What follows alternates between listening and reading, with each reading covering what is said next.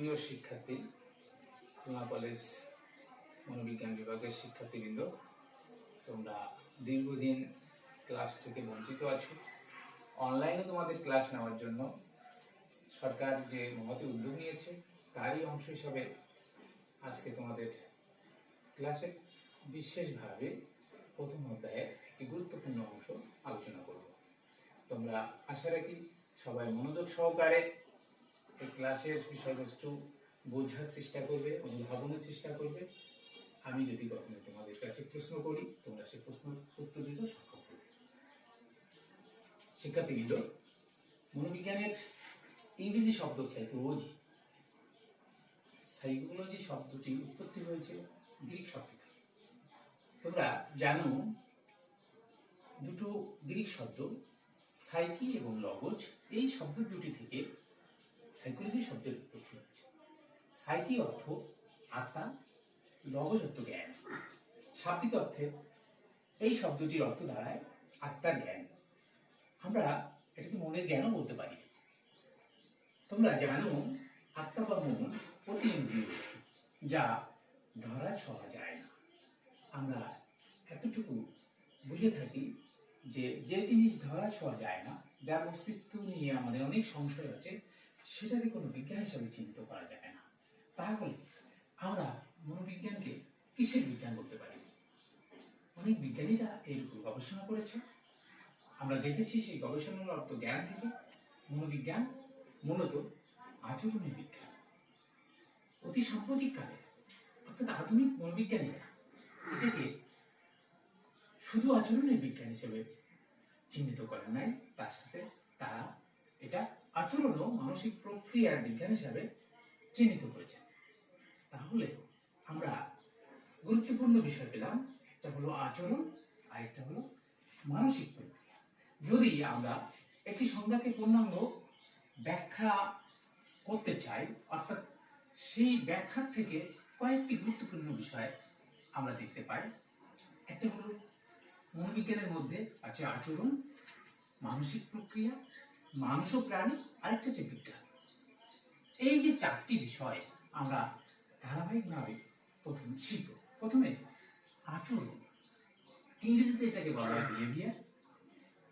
হোয়াটস called behaviour বা আচরণ কি? যদি আমরা এটা সম্পর্কে জানতে চাই, একজন প্রাণী উদ্দীপকের প্রতি সাড়া প্রদর্শন করে যখন, অর্থাৎ তার ভিতরে একটা শারীরিক পরিবর্তন এবং মানসিক পরিবর্তন আমরা দেখতে পেয়ে থাকি। সেই শারীরিক পরিবর্তনটা বা মানসিক পরিবর্তনটা যেটা হচ্ছে সেটা আচরণ।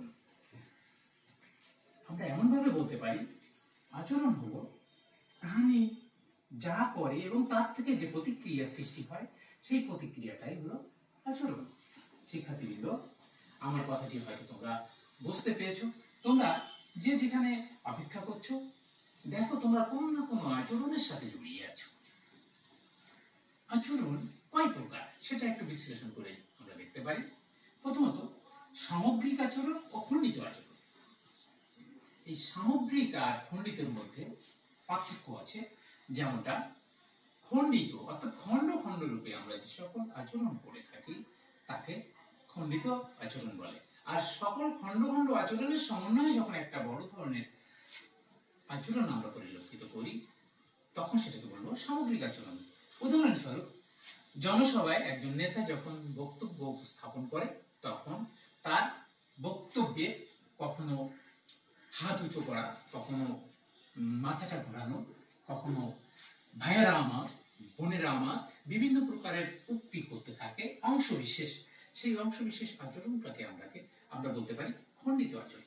আর ওই যে নেতা প্রথম থেকে শুরু করে শেষ অবধি পর্যন্ত যখন তার বক্তব্যটা উপস্থাপন করে, এই সামগ্রিক বক্তব্যকে আমরা বলে থাকি সামগ্রিক আচরণ। প্রথমে আমরা জানলাম সামগ্রিক ও খণ্ডিত আচরণ। এবার আমরা জানবো অভ্যন্তরীণ ও বাহ্যিক আচরণ। অভ্যন্তরীণ আচরণটা কি? তুমি মনে মনে একটা বিষয়ে ভাবছো, সেই ভাবনাটি যেমন হতে পারে তুমি চিন্তা করছো আমি কি করব, আমার ভবিষ্যৎ পরিকল্পনা কি, কোনভাবে কাজ করলে আমার সমস্ত বিষয়টি ভালো হবে বা একটি কিছু তুমি ভাবছো, এই ভিতর আলোচনাটা এটা অভ্যন্তরীণ। আমাদের মানুষের মাথা ধরে থাকে, মাথা ধরাটা কি আমরা কেউ বুঝে থাকি? না, বুঝে থাকি না। আমরা এমনটা হতে পারে আমাদের যে হৃৎপিণ্ডের কাজ সার্বক্ষণিক চলছে, শ্বাস প্রশ্বাসের কাজ সার্বক্ষণিক চলছে, এই যে সার্বক্ষণিক চলাটা আমরা নিজেরা কিন্তু কখনো চালাচ্ছি না, ওটা অটোমেটিক আমাদের মধ্যে সংগঠিত হয়ে যাচ্ছে। এই অটোমেটিক সংগঠিত হওয়াটা আমরা মনে করে থাকি এটা অভ্যন্তরীণ আচরণ। আর বাহ্যিক আচরণ কি? তুমি হাঁটা চলাফেরা করছো, তোমার অবয়ব দেখে কেউ মনে করে যে না, লোকটা হাসি খুশি আছে, দেখতে তাকে বেশ ভালো মনে হচ্ছে, অর্থাৎ তার ভিতর আলাদা একটা চার্মিং সৃষ্টি হয়। অথবা কখনো দুঃখ ভারাক্রান্ত হৃদয়েও সে ঘোরাফেরা করতে পারে। আমরা বাহ্যিক ভাবে যেটা প্রদর্শন করে থাকি, সেই বাহ্যিক প্রদর্শনটাই হলো বাহ্যিক আচরণ। আরেকটি আছে ঐচ্ছিক আচরণ, আর একটা অনৈচ্ছিক আচরণ। ঐচ্ছিক, ইচ্ছা করে আমরা যেটা করি সেটা ঐচ্ছিক আচরণ, আর ইচ্ছা করি না অথচ কিছু আচরণ সংগঠিত হতে থাকে সেটাকে অনৈচ্ছিক আচরণ বলে। ইচ্ছা করে কারোর দিকে একটু সুন্দর দৃষ্টিতে তাকালাম, তাকাই না, অবশ্যই তাকিয়ে থাকি, এই ইচ্ছাকৃত যে তাকানোটা এটা ঐচ্ছিক আচরণ। তোমার মনে চাইছে একজনকে দেখে একটু হেসে দেয়, সেই হেসে দেওয়াটা তুমি তো না হাসলেও পারতে, কিন্তু তোমার হেসে দিতে মন চেয়েছে। তুমি যখনই হাসবে তোমার মনের ভিতরে একটা উৎফুল্লতা কাজ করে, আর যে তোমার হাসিটা দেখবে সেও মনে করবে না, সে তো ভালো হেসেছে, অর্থাৎ তার ভিতর কোনো ভালো প্রতিক্রিয়া সৃষ্টি হচ্ছে। এটা ঐচ্ছিক আচরণ। অনৈচ্ছিক আচরণ আমরা ইচ্ছা করি না অথচ কিছু কাজ হয়ে থাকে। কিছু আগে বলেছি, ওর সাথে সামঞ্জস্য অনেকটাই আছে। আমরা চোখ দিয়ে দেখি সার্বক্ষণিক, কিন্তু চোখের পলক আমরা কখনো কখনো ফেলে থাকি। চোখের পলক, সেই নিষ্পলক দৃষ্টিতে সবাই কিন্তু তাকিয়ে থাকে না সার্বক্ষণিক। মাঝে মাঝেই আমাদের চোখের পলকটা ফেলতে হয়। এই চোখের পলক ফেলার, এটা কি তুমি ইচ্ছাকৃত ভাবে ফেলো? নিঃসন্দেহ না। এটা মনে করি যে চোখের পলকটা আমাদের অনৈচ্ছিক ভাবে সৃষ্টি হয়ে থাকে। তোমার হঠাৎ করে গায়ের মধ্যে একটা কাঁপুনি সৃষ্টি হতে পারে, সেটা আমরা মনে করতে পারি অনৈচ্ছিক। আমি আগেও ধারণা দিয়েছি, আবারও বলছি যে আমাদের ভিতর হৃৎপিণ্ডের কিছু কার্যক্রম আছে। হৃৎপিণ্ড কি করে? আমাদের যেটা রক্ত সংবহন তন্ত্রের সর্বশেষ একটা পর্যায়ে, যেখানে রক্ত যে শিরার মাধ্যমে দূষিত রক্ত হৃৎপিণ্ডে যায় এবং হৃৎপিণ্ড এটা পরিশোধিত করে ধমনীর মাধ্যমে আমাদের শরীরের সমস্ত অংশে পৌঁছে দেয়, যে কারণে আমরা সুস্থ সবলভাবে টিকে থাকতে পারি। এই হৃৎপিণ্ডের যে কার্যক্রমটা এটা অনৈচ্ছিক আচরণ, অর্থাৎ কিছু আচরণ সংগঠিত হয়ে থাকে যেটা আমরা মনে করব আমরা ইচ্ছাকৃতই করি নাই, অথচ সার্বক্ষণিক আমাদের মধ্যে হয়ে চলেছে। তাহলে তোমরা তিনটি বিষয়ে ধারণা পেয়েছো আচরণ সংক্রান্ত। একটা হলো সামগ্রিক ও খণ্ডিত আচরণ, অভ্যন্তরীণ ও বাহ্যিক আচরণ, ঐচ্ছিক ও অনৈচ্ছিক আচরণ। আশা রাখি প্রিয় শিক্ষার্থীরা তোমরা এই বিষয়গুলোকে মনে রাখতে পারবে এবং সেখান থেকে আচরণ সংক্রান্ত কিছু বিষয় তোমাদের ধারণা হয়ে থাকে। আমি এবার প্রশ্ন করতে পারি, একজন নৃত্যশিল্পী যখন নৃত্য পরিবেশন করে, তার প্রথম থেকে নৃত্যের শেষ পর্যন্ত এই যে আচরণটি, এটাকে কোন জাতীয় আচরণ বলে তোমরা কি বলতে পারো? আমার মনে হয় তোমরা এতক্ষণে বিষয়টি জেনে অনুধাবন করেছো, এটা সামগ্রিক আচরণ। আমি এর আরো কিছু বিশ্লেষণ করতে চাই, তোমরা সেটা জেনে আরো বিষয়টাকে ক্লিয়ার ভাবে বুঝতে পারবে। ওই যে নৃত্যশিল্পী নৃত্য পরিবেশন করেছে, তার কখনো হস্ত, কখনো পা সঞ্চালন, কখনো কোমর দোলানো, কখনো ঘাড় মস্তক দোলানো, বিভিন্ন অঙ্গ ভঙ্গিমায় নৃত্য যখন পরিবেশন করে, এই যে অংশবিশেষ যে কার্যক্রমটি, সেটাকে কি বলে? তোমরা নিঃসন্দেহে বুঝেছ, এটা খণ্ডিত বা খণ্ডিত আচরণ বলা হয়। এই খণ্ডিত আচরণটা সমন্বয়ে মানে কয়েকটি খণ্ডিত আচরণের সমন্বয়ে সামগ্রিক আচরণ সংগঠিত হয়ে থাকে। আমরা আরেকটি বিষয়ে আলোচনা করব। শিক্ষার্থীবৃন্দ, তোমরা মনোযোগী হবে। মানসিক প্রক্রিয়া। মানসিক প্রক্রিয়া কি? আমরা তো আচরণ সম্পর্কে ধারণা নিয়েছি।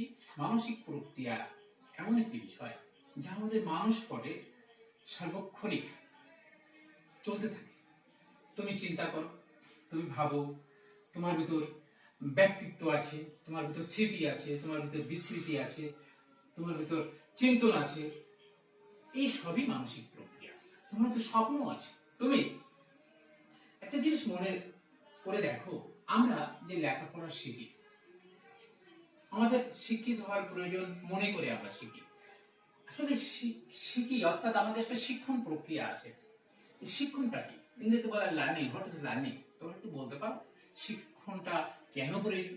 আমরা লেখাপড়া না শিখলে কি মানুষ থাকবো না? অন্য কিছু হয়ে যাব না। আমাদের শিক্ষণটা একটি মানসিক প্রক্রিয়া বলা হচ্ছে এই কারণে, শিক্ষণ তোমাকে পরিবর্তন করে দেয়। অর্থাৎ তোমাকে পরিবর্তন কি করে দেয়? তোমার আচরণগত পরিবর্তন করে দেয়। আমরা এই আচরণগত পরিবর্তনের জন্য বিভিন্ন স্তরে লেখাপড়া শিখি। ছোটবেলা দিয়ে আমরা প্রাইমারি স্কুলে পড়েছি, মাধ্যমিকে পড়েছি, এবার তোমরা উচ্চ মাধ্যমিকে পড়ছো।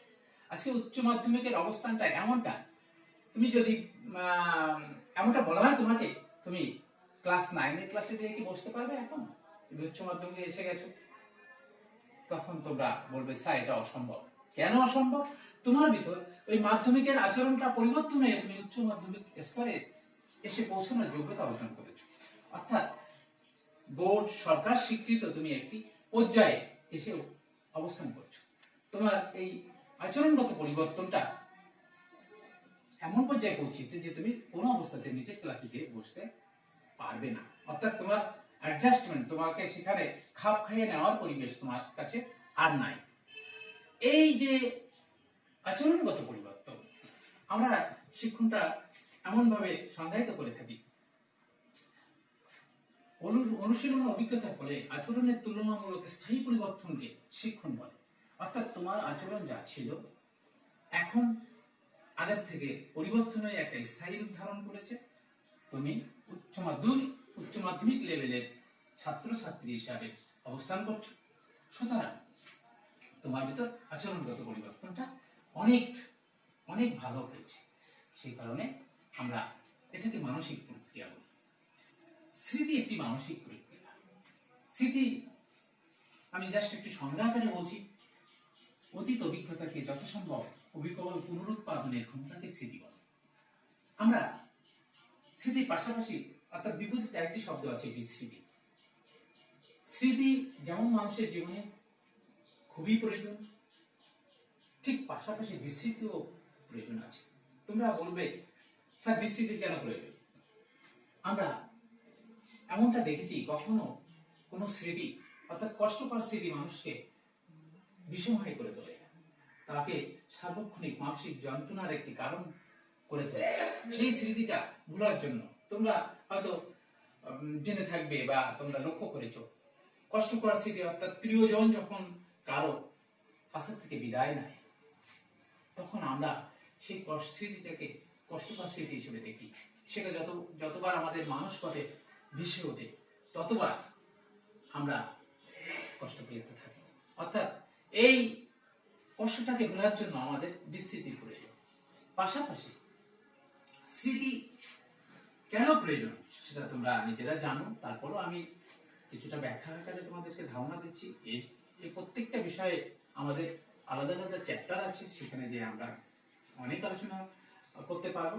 তার আগে যেহেতু মনোবিজ্ঞানের কয়েকটি গুরুত্বপূর্ণ বিষয়, তার মধ্যে স্মৃতি একটি উল্লেখযোগ্য বিষয়, সেটা আলোচনা আমরা করছি। এই কারণে অতীত অভিজ্ঞতাকে যথাসম্ভব অবিকল পুনরুৎপাদনের ক্ষমতাকে স্মৃতি বলা হয়। স্মৃতি পরীক্ষা হলে যদি যে বিনষ্ট হয়, অর্থাৎ একটি বিষয় আমি লিখতে বসেছি, একটি কোশ্চেনের অ্যান্সার আমি করতে বসেছি, তখন সেই কোশ্চেনটি প্রতিমধ্যে যে অর্থাৎ কিছুটা লিখতে যে আর মনে পড়ছে না, ভুলে গেছি। এই ভুলে যাওয়াটা তখন মনে হয় আমার এই মাথা থাকা না থাকা সমান কথা, আমি কিছু মনে করতে পারছি না, কিছু লেখার মতো ক্ষমতা আমার মধ্যে নাই। এই স্মৃতি দিয়ে আমার হবে কি? এক্ষেত্রে স্মৃতি কত জরুরি। কোথাও ঘুরতে গেছি, একটি জায়গার নাম আমি আগে থেকে মনে করে রেখেছি, সেই জায়গায় কাছাকাছি যে ঠিকানাটা আমি ভুলে গেছি, তাহলে ওইখানে আমার কি মনে হতে পারে যে এমন ব্রেন আমার পচা একটি ব্রেন যে আমি কিছু ধরে রাখতে পারি না। অর্থাৎ আমাদের এই যে তো মানসিক প্রক্রিয়া অনেক অনেক রয়ে গেছে, আমাদের চিন্তা ভাবনা ধারণা ব্যক্তিত্ব ব্যক্তিত্ব তোমরা মনে করতে পারো যে কেন মানসিক প্রক্রিয়া। প্রত্যেকের ব্যক্তিত্ব কিন্তু সৃষ্টিকর্তা ভিন্ন ভিন্ন ভাবে তৈরি করে দিয়েছেন। তার সৃষ্টির তুলনা নেই, তার সৃষ্টি নিয়ে আমরা কিছু বলতে পারি না, কিন্তু শুধু উপলব্ধি করতে পারি। এক একজন মানুষের, পৃথিবীতে যত মানুষ সৃষ্টি করেছেন তিনি প্রত্যেকের ব্যক্তিত্ব ভিন্ন ভিন্ন আঙ্গিকে তৈরি করে দিয়েছেন। আমরা কখনো কাউকে বলি হাফ লেডিস, কাউকে বলি কাপুরুষ, কাউকে বীর পুরুষ, কাউকে সিংহ পুরুষ। কেন বলি এগুলো?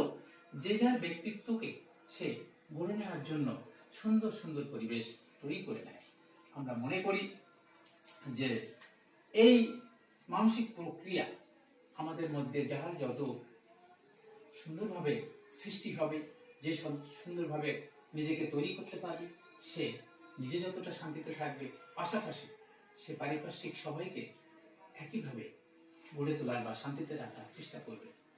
আমাদের আরো দুইটি বিষয় মনোবিজ্ঞানের গুরুত্বপূর্ণ বিষয়ের মধ্যে আছে মানুষ ও প্রাণী। মানুষ ও প্রাণী, মনোবিজ্ঞান শুধু মানুষকে নিয়ে গবেষণা করেছেন এমনটা না।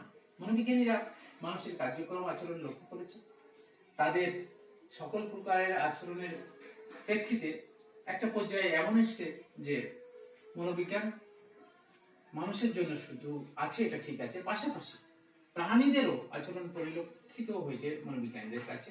তারা প্রাণীরা, আমরা লক্ষ্য করেছি একটা কুকুর তার প্রভুভক্ত হয়, বিড়ালকে পুষলে সে নির্দিষ্ট সময় খাবার খেতে আসে, তাকে যা বলা হয় সে সেরকম ভাবে করতে অভ্যস্ত হয়ে যায়। এই যে মানুষ যে শুধু আচরণ ফলো করে বা মানুষ যে আচরণ করে অন্য কেউ করতে পারবে না এমনটা না, সেখানে মানুষ ও প্রাণী উভয়ই মনোবিজ্ঞানের গুরুত্বপূর্ণ আলোচ্য বিষয়ের মধ্যে আছে। আরেকটি আছে, আমি অতি সংক্ষেপে আজকে বলছি, তোমাদের বিশালভাবে ধারণা দিব। বিজ্ঞান। বিজ্ঞান মানে কি? বিজ্ঞান এমনই একটি শব্দ যা সুসংবদ্ধ জ্ঞান, অর্থাৎ বিশেষ জ্ঞান, সেটা বিজ্ঞান। বিজ্ঞানীরা গবেষণাগারে সুন্দর পরিবেশে, নিয়ন্ত্রিত পরিবেশে গবেষণা করে একটি বিষয় অবধারণ করে, আবিষ্কার করে। মনোবিজ্ঞানীরা প্রতিটা বিষয়কে বিজ্ঞানাগারে রেখে তার আবিষ্কারের যে উদ্দেশ্য, সেই উদ্দেশ্যে সফল হওয়ার জন্য তারা প্রতিনিয়ত কাজ চালিয়ে যাচ্ছে। এবং মনোবিজ্ঞানের যে বিষয়বস্তু, আমি কয়েকটি আবারও স্মরণ করে দিচ্ছি তোমাদেরকে। আচরণ, মানসিক প্রক্রিয়া, মানুষ ও প্রাণী এবং বিজ্ঞান, এই চারটি গুরুত্বপূর্ণ দিক সার্বক্ষণিক মনোবিজ্ঞানে আলোচনা করা হয়ে থাকে। আশা করি তোমরা বুঝতে পেরেছ। আগামীতে তোমাদের সাথে আরো এই বিষয় নিয়ে আলোচনা করা হবে। সবাই তোমরা এই বিষয়টুকু বাড়িতে থেকে, এই মহামারী করোনার মধ্যে তোমাদের বাইরে যাওয়ার দরকার নেই, নিজেদের ঘরে অবস্থান করে যে বই তোমাদের কাছে আছে সেই বইয়ে দেখবে প্রথম অধ্যায়ে সুন্দরভাবে লেখা আছে, পাশাপাশি আমার কথাগুলো তোমরা অনুধাবন করে মিলিয়ে নিবে, দেখবে তোমাদের খুব ভালো লাগছে এবং ধারণাটি আরো মজবুত হবে।